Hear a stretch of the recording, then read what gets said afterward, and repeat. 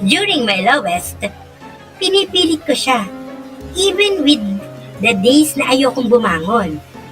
Pinipilit ko until such time na hinahanap na siya ng katawan ko. Alden Richards, umaming, dumaan at nakaranas ng matinding depresyon.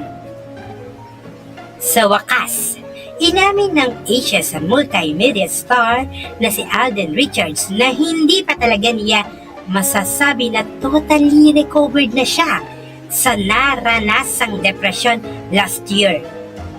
Maayos at okay na ang kondisyon ngayon ng Kapuso star matapos ngang dumaan sa mga challenges noong 2024, particular na sa kanyang personal life. Matatandaan na kaliwat kanan ang kanyang naging proyekto. Pero sa kabila nito, mayroon pala siyang mabigat na pinagdadaanan na hindi nakikita ng mga fans. Ito ang buong kuda ni Alden. I have never been better right now after recovering from that. Actually, in our daily lives, hindi mo naman talaga sasabihin na naka-recover ka eh. I mean, in situations like that, hindi mo masabing, ay, okay na ako. Hindi siya ganun. Sabi nga ni Ancient One sa Dr. Strange film, you never really lose your demons. You just learn to live above them. And I'm above demons right now. I know how to manage them.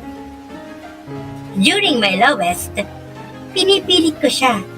Even with the days na ayokong bumangon. Pinipilit ko until such time na hinahanap na siya ng katawan ko. Right now, I'm more present. I'm more present for myself so I can be present for other people.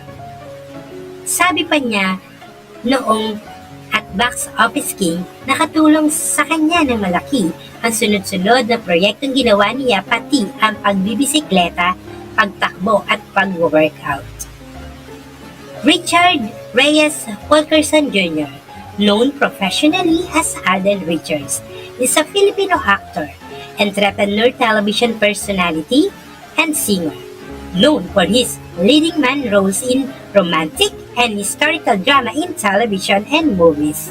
Ipinanganak noong January 2, 1992 sa Santa Rosa City.